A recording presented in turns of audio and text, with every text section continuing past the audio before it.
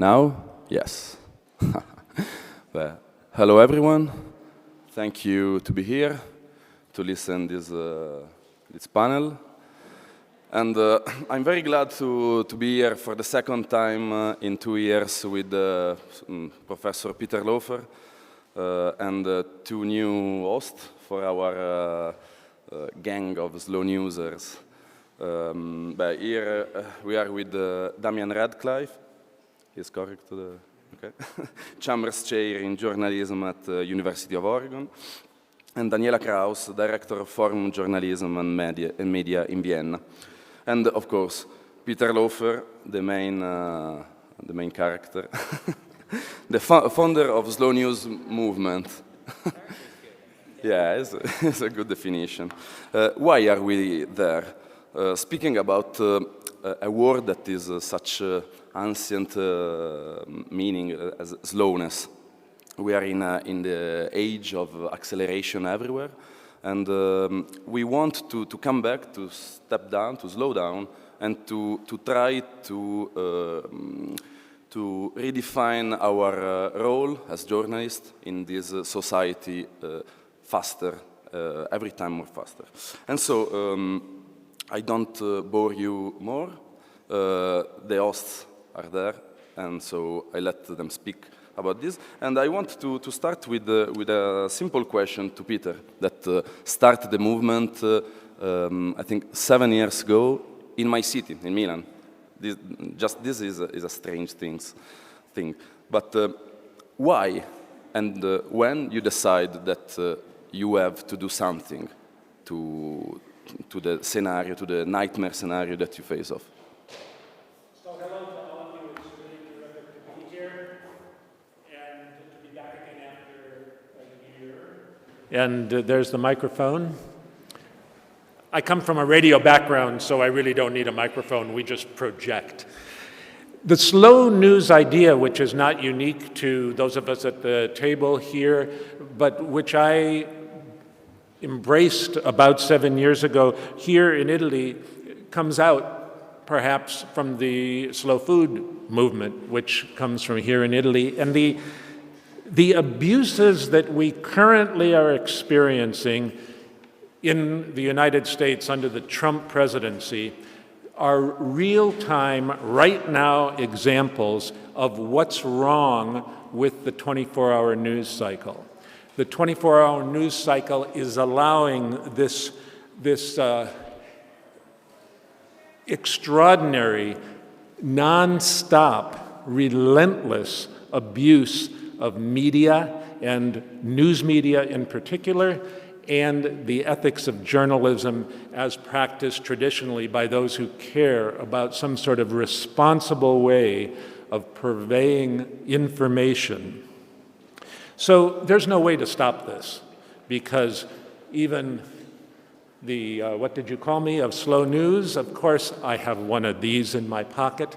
And even though this book, which is my manifesto for slow news, begins with me in a saloon in the far west coast of North America with a pencil and a piece of paper, there's no way we're going to stop this. So what I present to you and suggest, and what my comrades here will engage, I hope, is the idea that the onus is on us, the news consumers.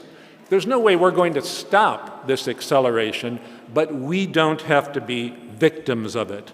And so I recommend that we take charge. That doesn't mean something like citizen journalism, which is ludicrous. There's a Brussels journalist who says something along the lines that if you want to get your news from a citizen journalist, then I want to introduce you to my citizen dentist. It just does not work. We need professionals, because otherwise we just have a dump. We just have a dump of information and information overload. We need the professional news reporter, but we as consumers have to know when to shut the stuff off, when to leave the iPhone in the car or at home when we go out to dinner. We need to have some so-called news-free days where we just don't engage in this 24-hour news cycle. The 24-hour news cycle fuels our innate fight or flight instincts that raise our stress level, we don't need to see the airplanes go into the Twin Towers over and over and over and over again. We do not need to see Donald Trump every day over and over and over again. It makes us ill, literally, and it makes journalists be on a treadmill where there's no time to report. So we have to acknowledge that we want to be informed. We have to appreciate the fact that we may be news junkies ourselves, but temper that, because otherwise we're going to burn out and we're going to be victimized by more Trumps who bring this information overload to us in a manner that makes it impossible for us to process it, and we end up really knowing nothing. We need to embrace il dolce fa niente.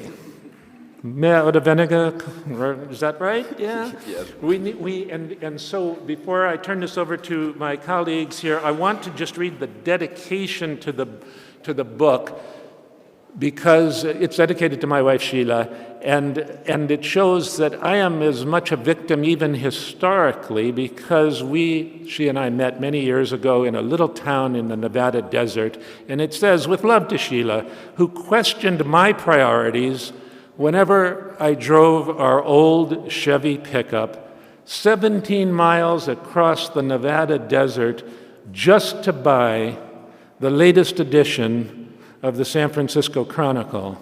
So I know what a problem it is, but we are the responsible parties. We have to take care of ourselves so we get the right information and we don't make ourselves sick.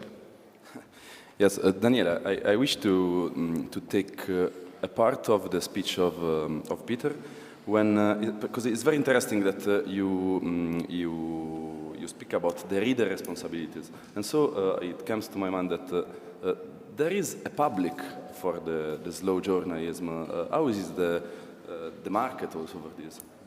There is someone that want and need also our. I can very gladly take a piece of Peter's speech, but first I want to take the piece of your speech where you said you can leave your iPad in the car. I remember an episode, and maybe it shows how radically you follow your own advice when you left your iPad on the car, just not to follow the news, and drove hundreds and hundreds of miles with the iPad on the car.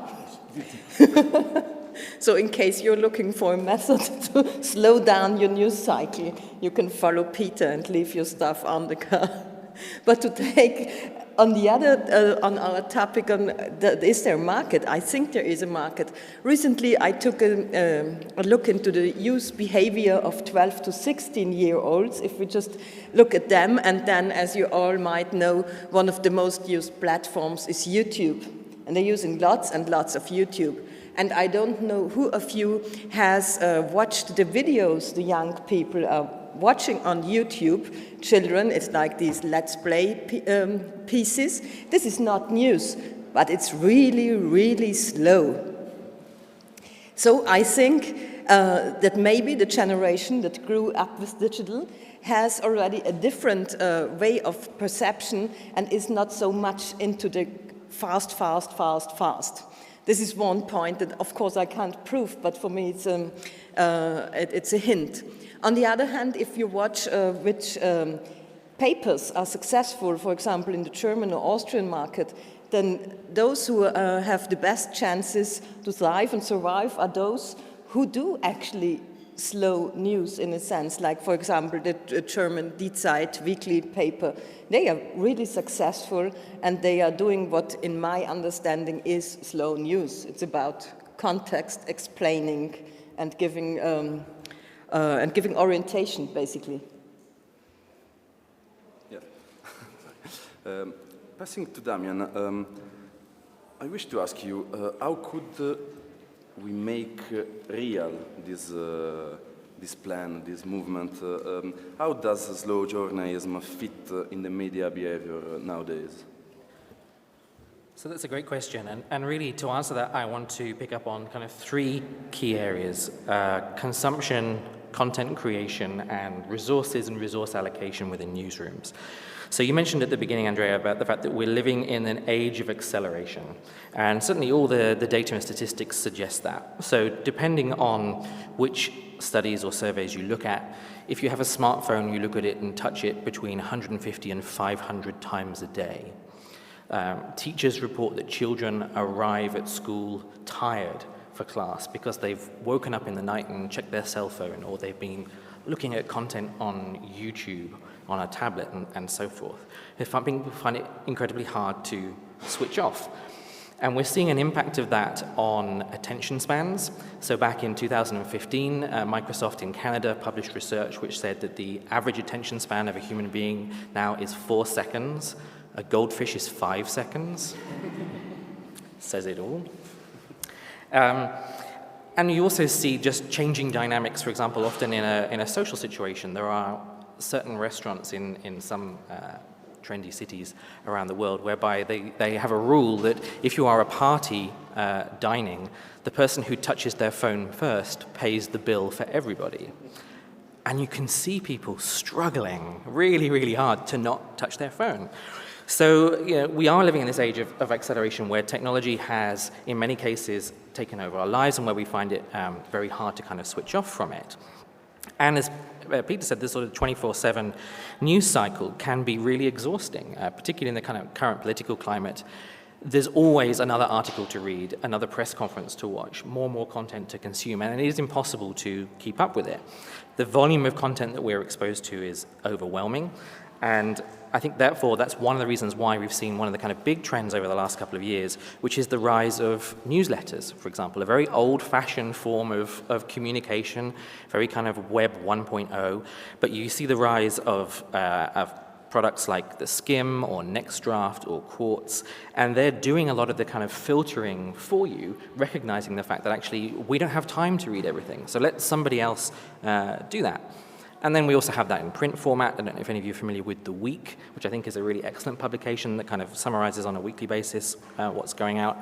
Or even applications, smartphone apps like Nuzzle, or even Apple News that are doing that kind of curation, both on a human level and also using algorithms to try and actually help you navigate your way through the digital minefield.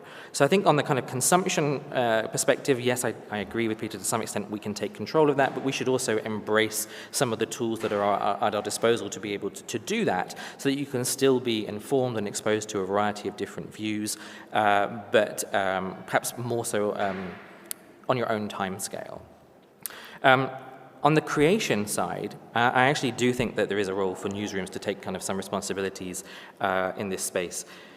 We have to remember that journalists, in many cases, certainly in the US and then in the UK, are trusted less than almost any other profession now. Gallup said that since they started recording trust in particular professions in 1974 for journalists, we're now at the lowest possible ranking, only just above elected politicians. And there is definitely some kind of big existential questions going on about saying, well, how do we try and restore that trust? And if you see examples of news organizations reacting to things very quickly and perhaps making mistakes, so one good example would be the Time magazine story about the Churchill bust being removed from the White House, which was proved to be wrong, from the Oval Office. They quickly retracted that. But that was pounced on by critics of the media to say, there we go, fake news, you don't know what you're doing. So actually, in a climate where we're being criticized more than ever before, I think it's even more imperative than it ever has been to actually make sure you get your facts right, you get your names right, and you perhaps kind of pause before hitting the publish button. We see the same kind of things around areas of user-generated content.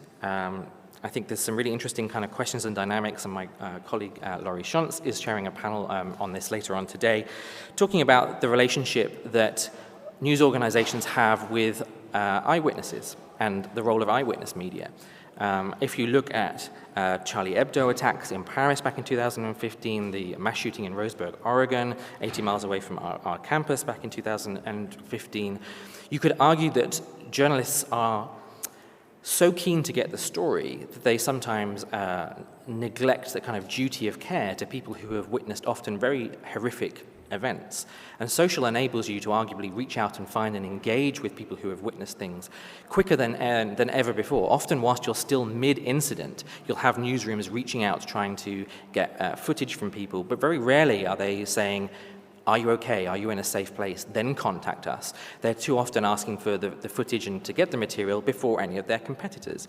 And that's always been the case, but technology has speeded up that process and arguably made that kind of duty of care question even less important and kind of less paramount in people's minds. We saw in Roseburg in Oregon, where a lot of the content and a lot of work was being done by stringers, many of whom had, first of all, never had any kind of exposure to working with large news networks. They'd also certainly never witnessed a mass shooting before. So again, what's the relationship with stringers in terms of duty of care in that space? And actually, how can you slow down that relationship to actually look after your stringers better? And then lastly, in that kind of breaking news situation, what are the questions around accuracy? The late Steve Buttrey wrote a fantastic piece on his blog talking about the San Bernardino shootings and someone who on Twitter trolled the media and pretended that they had been there and that they were a witness to it, and then ultimately revealed that it was all a prank. And they had deliberately set out to try and troll the media. And there were kind of telltale signs that maybe this person was not who they said they were, or they were not necessarily witness to the kind of things that they were talking about, but too much still was taken at face value because people didn't want to miss out or be kind of second with the story. But actually being second and being right is better than being first and being wrong. And then lastly, thirdly, I wanted to touch on resources. If you're in a newsroom, in most cases, you're going to be working in a newsroom that is smaller now than it was 5 years ago, and certainly than it was 10, 15, or 20 years ago. So news organizations in many cases are being challenged to do more with less. There is a pressure to produce stories more quickly, to produce content that can be sliced and diced and atomized and spread and distributed across a variety of digital platforms. Yet very few news organizations have kind of looked at that equation of saying we have fewer staff, we're having to produce more stories, and we're having to produce more assets from this, and said, so what are the things we're going to stop doing in this space? What are our priorities? What are the kind of things that we can offer that are unique to us and that others can't necessarily provide? And I think that's a really important question in this kind of slow news debate as well, is to say, actually, we can't necessarily do the things that we have always done.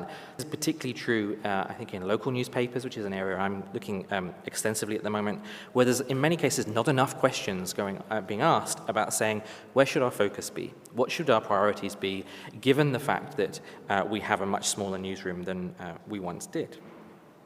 So they do need to rethink their approach, and they're using kind of different tools like metrics, focus groups, creating kind of membership models, as well as kind of editorial and journalistic intuition to help do that. But they need to do more of that kind of taking a step back and thinking about purpose and priorities and where their focus and unique selling proposition might be in this kind of very clouded media landscape. But I also see some kind of signs of positivity in this kind of space. I mean, the resilience of weeklies. Daniela mentioned kind of one from the German-speaking market, but you also see it with the alt weeklies in the US. They're working on a different time scale to dailies. That gives them an opportunity to tell stories often in different and interesting and unique ways. They're not going to attract people to buy their publication because they're breaking stories. It's going to be based on more in-depth analysis and context. So that can be incredibly important. We continue to see the resilience of long-read stories on The New Yorker, The New York Times, New York Mag, Variety, a number of other different places. And Quartz, a couple of years ago, did some really interesting research which showed that essentially their audiences loved their 600-word articles and they loved their 1,200-word articles, and everything in between got a very, very low audience. And they had this kind of very dramatic kind of growth or kind of consumption curve to show that, which showed that audiences either wanted to consume content quickly and just kind of snack on it, but if you found the right story and you presented it in the right way, that there was a hope for long-form journalism. And even people like the kind of poster boys for the digital-born news organizations like Vice have also found that. If you look at the material that they first produced for Snapchat Discover, when that launched a couple of years ago, it was often long-form documentaries that they sliced into 30-second pieces. And they found that somebody would watch 10 30-second videos who would never watch one 5-minute video. So it's also about being creative in terms of the way that you present the material that you might have that kind of responds to this kind of age of acceleration that you mentioned at the beginning. So I'm kind of, I'm optimistic that there are kind of tools that are out there that we can take advantage of as consumers, but also recognize that newsrooms kind of need to do more in terms of thinking about how they react to their audience, how they respond to stories as they break, and also just what does newsroom culture look like in 2017, and does kind of slow news sit as part of their philosophy? Yeah, well, one thing in response to that, of course, it's an interactive relationship, the audience and the producer, and as these newsrooms deal with being smaller, and as the audience fractures, a place that is definitely a slow news entry point is the idea of mass reporters at a single event. Michael Jackson's funeral attracted 5,000 some accredited journalists. The whole idea of accrediting a journalist to a funeral is intriguing in and of itself. And so were the newsrooms, especially these newsrooms reduced, as you say, in size, more judicious about picking and choosing what they cover and looking to cover something that's not being covered, that will intrigue a consumer who accepts the onus being on the consumer to look for a slower news pace that allows for the development of a story worth consuming. Let me just quote, if I may. Quote yourself. No, I'm not going to this time. This is a quote from the book, which is an Italian journalist, Tiziano Terzani, perhaps I'm pronouncing that close to correct, who noted in his fantastic book, A Fortune Teller Told Me, there is one aspect of a reporter's job that never ceases to fascinate and disturb me. Facts that go unreported do not exist. And that's a nice metaphysical reality that I think we take to the slow news concept. Yeah.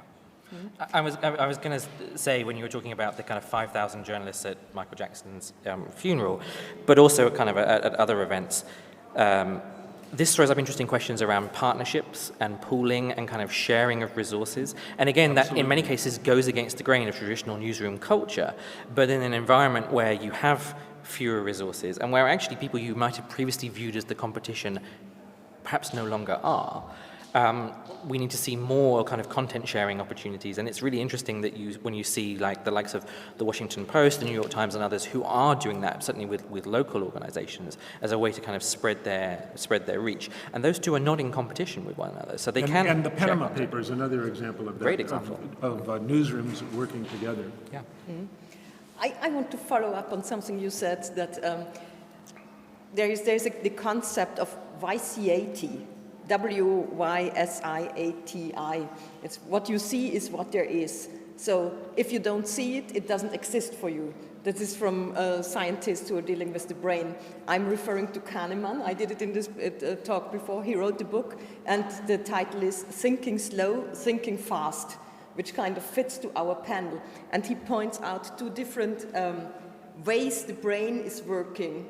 And the fast brain is like active, emotional, and stereotypical, on the other hand, and unconscious. And I think that's the way the reception of fast news work. You react with emotion. And then there's the slow part, and it's more conscious and reflects. But it's much more exhausting, and it's lazy, and it takes much more effort to activate this part of the brain. And I think that's kind of an effort that reporters and journalists just have to take, because I think that's what people and audiences need. They need somebody who helps them to put the context on the fast news. And it's work, but it's very necessary, and I think it's a service to the readers to do that work. And it's very nice for me that it totally fits with the theories of the brain. But there are also the scientific evidence that shows the kind of chemical reactions that you get from consuming things quickly, or the kind of the need to respond immediately to an email or a news notification or an alert. If you've been in a newsroom where you've got chart beat on the wall, you could spend your entire shift just watching the wall, because it's just. You can become obsessed with watching kind of real life data about what your audience are doing. Yeah. So being able to step away from that and understand when are the opportunities to dip in and to dip out, and what does this tell me, is incredibly challenging, because it does, our brains are being rewired. Yeah. You have another quote. Yeah. Well, I do have another quote, as a matter of fact, and it's around having the idea of, and this is a slow news philosophical element, these news-free days where you can shut down. And just coming here to Europe, I've been this trip over here for about 3 weeks, and it's been much easier to be out of range in one way or another, and realize how much it isn't necessary to be in that constant 500 times on the telephone or the iPhone and connected to so-called news. How,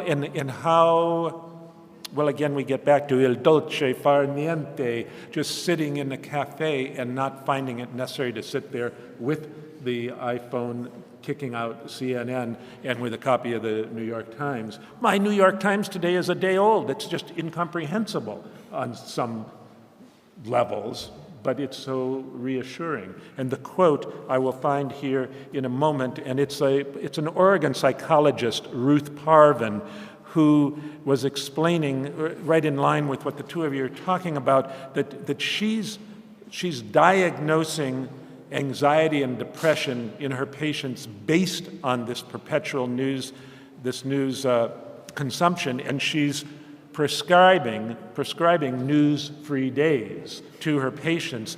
If we hear about the same shooting, such as like at Umpqua Community College near us, 15 times a day, that doesn't count, she says, psychologically in the brain you're talking about, simply as one event, but it alerts the nervous system every time we hear it in the same potentially damaging way.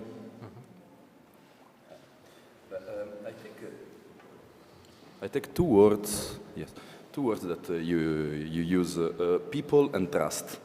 Some words that I think that we are all, it's the base of our profession, people and the trust. That it's formed together the community, the idea of community, people that trust themselves and some others. How could we regain this trust? How could we rebuild some communities in a landscape that now it seems completely completely isolated with readers that it's...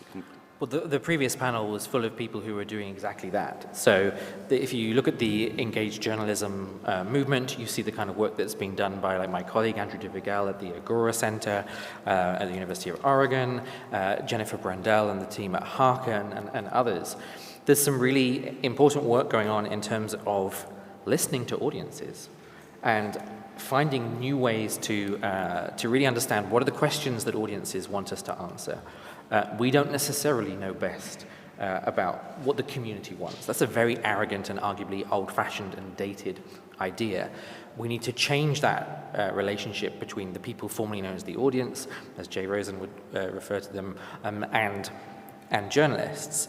And often we might find that there are surprising kind of questions that audiences want to have answered, that there are processes and ways that we do things as journalists that we take for granted that audiences don't have and don't understand because they've never worked in the newsroom. They don't understand why this story is page 1 and this one is on page 10. We actually need to do more in terms of communicating our news values, editorial decisions, and creating opportunities to build and kind of grow that trust through transparency. So, a couple of examples of that. The Coloradian in Fort Collins in Colorado and the Seattle Times have both opened up their editorial meetings and said anyone can come to our editorial board meetings and they can hear the decisions that we are as observers or participants? Well, that's then another question, to what extent they can participate. Yeah. But just even that process of saying this is not a closed shop, that we'll make this available as a hangout, or we'll do AMAs with our editor and with our publisher and things like that, are creating new opportunities for engagement with senior editorial staff that historically really haven't existed. And they're baby steps, but they are still quite big steps in many cases, and quite challenging steps for those reporters. I think because you said it's important to listen to the audiences to gain the trust, but I think it's even more than listening, because I think there is a real great vision, desire to get attention. So I think the audience wants attention. So the question is how to not only listen, but to also give attention to the people. It's like finally everybody wants to be loved and wants to get attention. I think it's very interesting because it's even much more work to give back, to listen and then to give an answer. Because I think what we have been doing for quite a long time now is listening and asking for opinions, but not reacting enough and answering to that. I mean, I know it's a bunch of work and it's huge. But for example, we have a regional newspaper in Austria, and they have something they call regionauts, like astronauts, but for regional areas. And these people actually are like community reporters. But what's interesting is that the newspaper organizes, for example, photo workshops for these people. And they can do lots and lots of these workshops because they love to get involved into the newspaper. So the value is not that these reporters, community reporters, bring content, but that, of course, their friends then also read the newspaper, and that their real conversation between the newsroom and the people is starting. So I think this attention you give to your audience is very important. I think there's also, allied to that, is around how you badge that. So if you are taking that content as a result of that kind of listening or that engagement, making it clear, this is where the content came from. You participated in this process. You told us this is what you wanted, or this is what you have produced. Yeah. And it's then presented in a way where it's made clear that that's been the kind of relationship and dynamic. You see that very clearly, for example, in comments strategies across a number of organizations, where depending on who you talk to, some journalists will say, I never look at the comments. I certainly never respond to the comments and kind of get into the weeds of the people who are replying to my article. Well, why not? What are the opportunities there to develop relationships with audiences, to potentially find different perspectives and angles and stories that you might otherwise not find, or indeed to just create a story that is based on the comments alone, which shows that the comments are valued. And there are organizations who are experimenting with new ways of doing this, but for too long, many organizations have said, yeah, tell us what you think, but actually we put it in a drawer and we don't pay any attention to it because we still know best. I think it has a strong connects to what we're talking about slow news, because, I mean, if I just give you some information, I can do that really fast. But if I have a conversation with you, then I need, time and slowness. I think it's a very strong connection between the engagement topic and the slow. No question, but I believe the premise that the onus is on the audience remains an integral part of all of this. So that I'm not going to hit you. Okay, good. so that we decide. You just went backwards and wanted to brought back some memories. Yeah. Pardon? Carry on. We decide as the consumers, by analyzing what's out there, what stands the test of time. We decide if there's incomplete information coming in from a breaking story, that we don't have to hear every incremental update that often is wrong. We decide, because nobody can be objective, whether the information over time is fair and accurate and clear. We decide to shut it off if we know more than the person talking to us.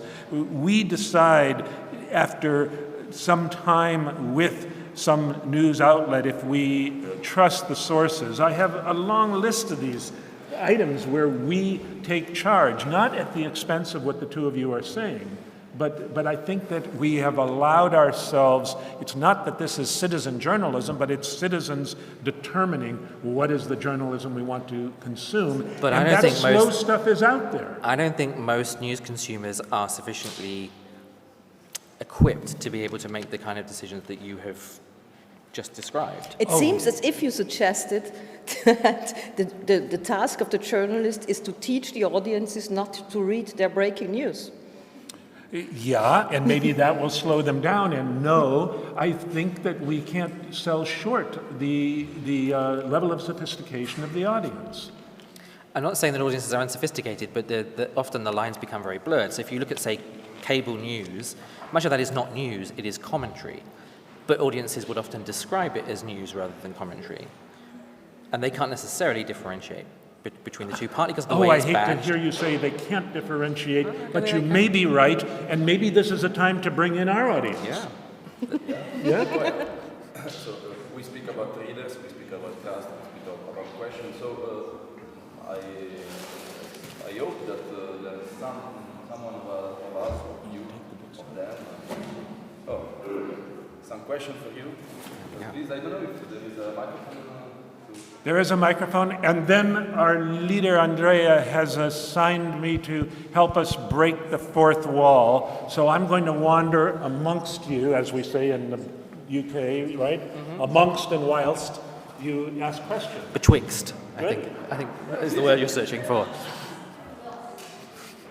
Hello, yes, I want to ask about the question of long-form journalism, which is, if I understood it correctly, the form of slow news that we want to promote with more commentary. And I heard in several places how people like maybe click a long-form article, but then they will read the first two paragraphs and the last ones, and I see it in myself too, that I do that often. And I wonder, maybe Daniela, you can talk about this, how maybe the younger generation also long-form essay journalism, because I also think it's very important. I just don't really know whether it's still relevant for a lot of people. Like, obviously it is for us who also write, but the people who have a news app and like to read the headlines and get their news through that, and that's it. I don't know how, what is the future of long-form audience also? I think what you mentioned is that there is lots of attention for very short pieces and for long form. So the middle length is just the thing nobody seems to be interested in. And I have two examples for you. The first one is if you take online platforms like as Vice, they really have long pieces, and they are read. That's not a very young generation, but a younger generation. And then if you take Facebook posts, I don't have empirical data on that, that's just my feeling. You have a kind of a new form of long-form Facebook posts that seem, from the reactions I see, seem to be read quite a lot and shared quite a lot. And so I think that there is a need and there is an audience. I think it's just the middle length. It's really a problem. Nobody needs it. Of course, it depends a lot. I mean, if you don't tell a good story in a long form. Well, and I think that's the key, really, is so much of it is just about good storytelling, unexpected stories, and that can enable long read to reach an audience. And if you look at some of the best examples of long read journalism, it's still in men's magazines. GQ and Esquire produce fantastic long form journalism, but they're not necessarily an obvious place that you would think of to go for news and information, but they have great content. Similarly, if you look at the Economist, which obviously is a much more kind of niche audience, but again, home of a lot of long reads, or some of the kind of profile pieces that you might read in, say, something like The New Yorker. There was one a couple of years ago, an interview with Sir Jonathan Ives, the chief designer for Apple. And it took me, and I probably read reasonably quickly, but it took me over an hour to read that profile, but I'd never read an interview with him anywhere ever before. So, and yet he's clearly an incredibly influential designer and technologist. So I wanted to invest that time because he was not somebody that I would have ever been exposed to kind of elsewhere. But interestingly, when I spotted it in my social feed, I didn't have time to read it. I saved it to, I use a program called Instapaper. There are others like Pocket and Evernote, where you can just kind of bookmark this and say, okay, this is the long piece, and this is going to take me a while to read. I will just save that for later, for when I've got more time to read this on a commute or on a beach or on a cafe or whatever. So again, showing to audiences, not just producing long-form content that they might want to read, but also saying, here's how we can make this easy for you to come back to this at a time that is more convenient for you in your life. And we need to do more, I think, to educate audiences about how they can use some of those tools to support their information needs. And one thing to add, I think that the question, do people read long reads or not, is not a question of age, it's a question of education and, habit. You're back. There was another question? Yes, can you hear me? Yeah. Okay.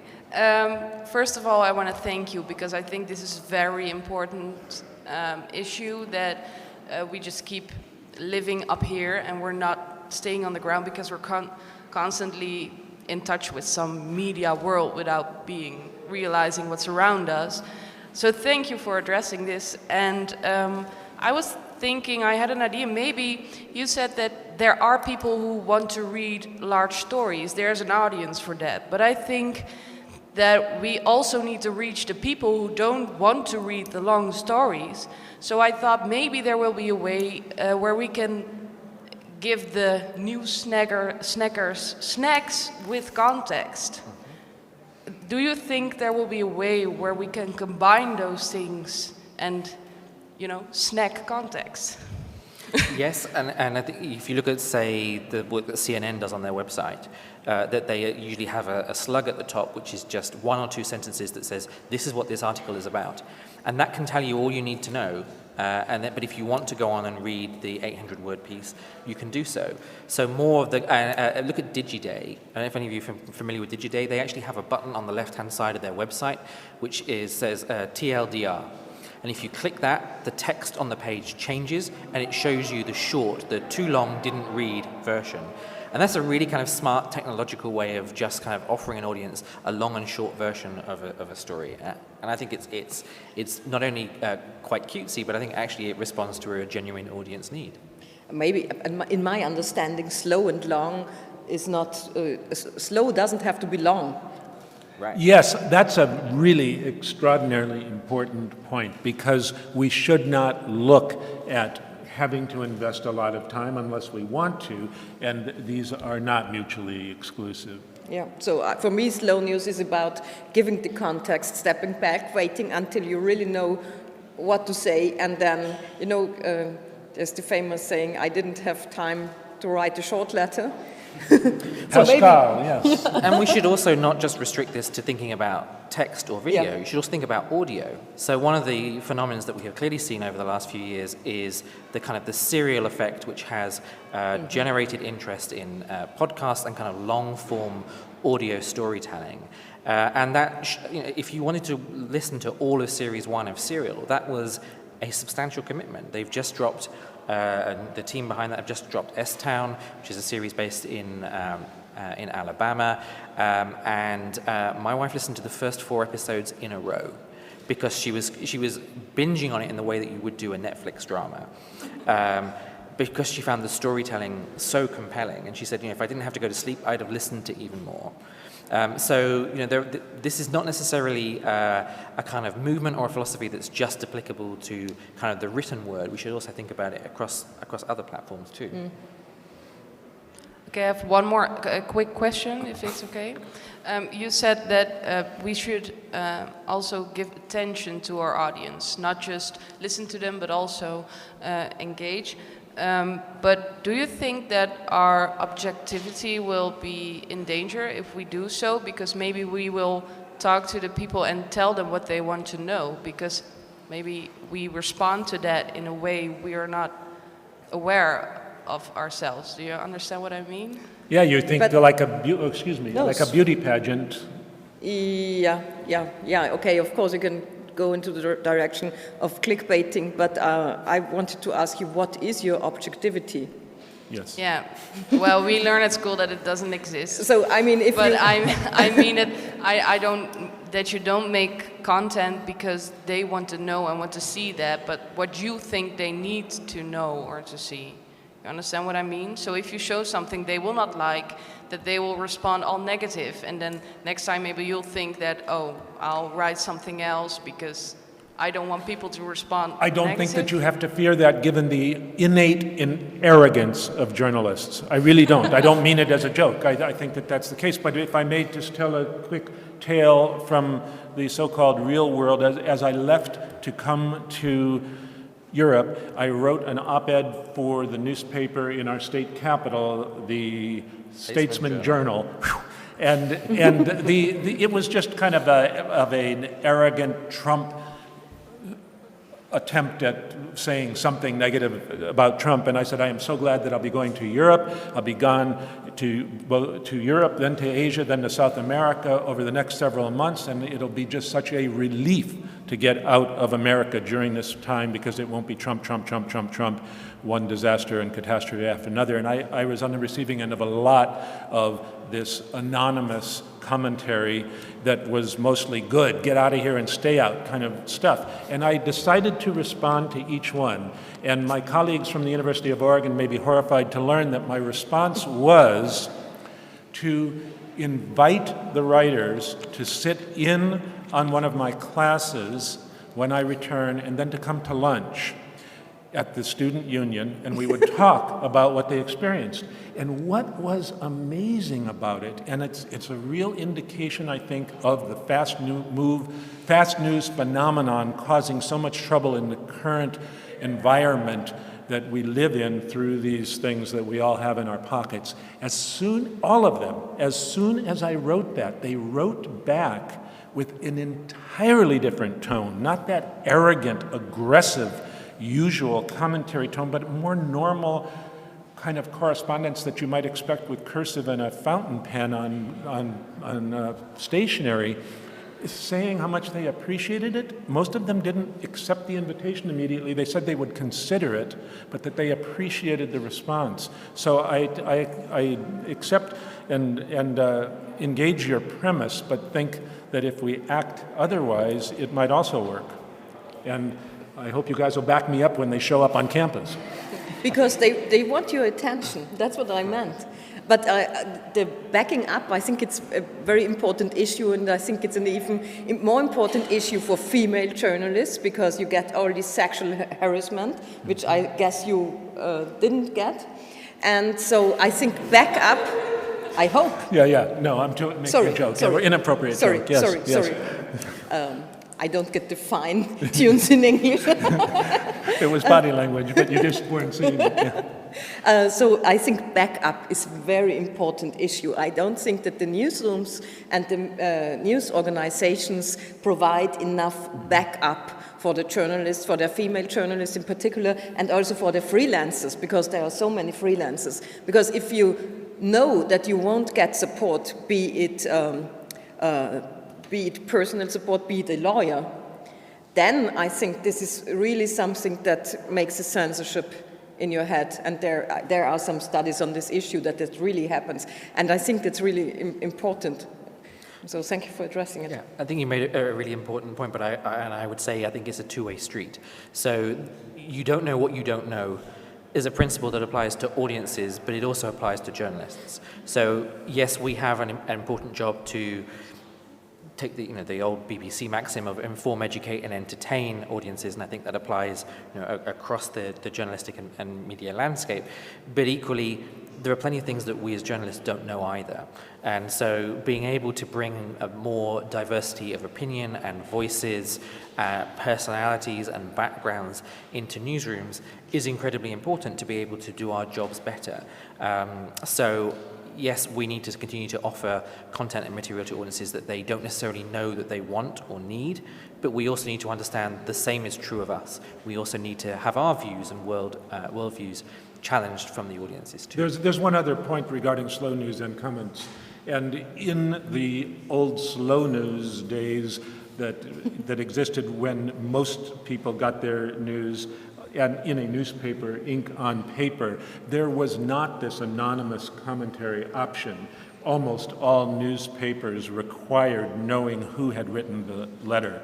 And that would change the dynamic if more outlets did and more are doing the old school job of requiring a real identity to be connected to comments. Well, or just using other things that just slow that process down. So there's a newspaper in Norway for their technology section. They have said you have to answer a short quiz with 2 or 3 questions about the article, and only once you've responded to those questions can you then post a comment. So it puts a barrier in place to being able to comment. And then what they found is the quality of comments has gone up exponentially. Because often people don't even read the article, right. They want to discuss the topic and not the article. But just Right. the title. Yeah. Yeah. Yes. So people are experimenting with ways of doing this. There's another question here. Thank you. Someone mentioned local news during the debate. So how big do you think is the potential for local news in slow journalism? So sorry, I couldn't quite catch that. What was the potential for slow news in local news? In local news. Yeah. Gosh, that's a big philosophical question. I think to some extent you already see that. If you look at kind of weekly publications, they're working on a very different timeline and timescale to dailies, because they still make most of their money. In many cases, it's around sort of 80% of their revenue, if not more, from the print publication. They actually have a very uneasy relationship with digital technology. If you give away too much of your story on Facebook or Twitter or on your website, someone is not going to make that conscious decision to go out and physically buy your paper. So certainly with a lot of this kind of really sort of smaller town and kind of rural publications in the US, some of them have deliberately just have no relationship with a whole bunch of digital platforms, or their website is simply a PDF of the previous week's paper, or they might have literally the headlines of what's coming up next. And if you want, with no click-through, nothing is hyperlinked, you still have to kind of physically buy the paper, because their business model is dependent upon that kind of physical purchasing. So they're already, I think, in many respects doing this because they recognize that their livelihood depends on it. For others, I think they need to look more and more at how do I differentiate between what I have to offer on my website or in my publication versus what's on Facebook message boards or groups or kind of conversations that people are having and sharing. And in many cases, that may well be that taking a step back, providing additional layers of analysis and interpretation and context and understanding, as well as kind of debunking rumors which might be floating around on social or elsewhere. And that's something that newspapers have always done, but arguably newspapers, local radio, local television, it's even more important to kind of do that and to do that well now, when sources of misinformation are kind of growing exponentially, but sources of kind of accurate, trusted information are in many cases being reduced. So I'm optimistic about the space for local in this environment. We have finished our time. May I say one thing quickly? Yeah, really go. quickly. The onus is on the news consumer, I said earlier and repeatedly, but the onus is also on the news consumer to pay for some of this stuff. And if you do expect to get it all free, you might just get what you paid for, and you may wish to, not you guys, I mean the general public, may wish to spend some money. Yeah.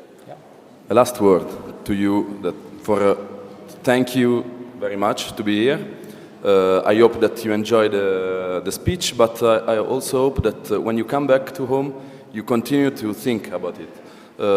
Don't lose the hope that something can change in the future.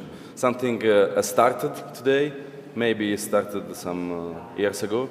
We continue to to trust in something that we can change. So don't lose the hope and continue to fight for slow down and re-meaning the life. Thank you very much. Have a nice slow afternoon.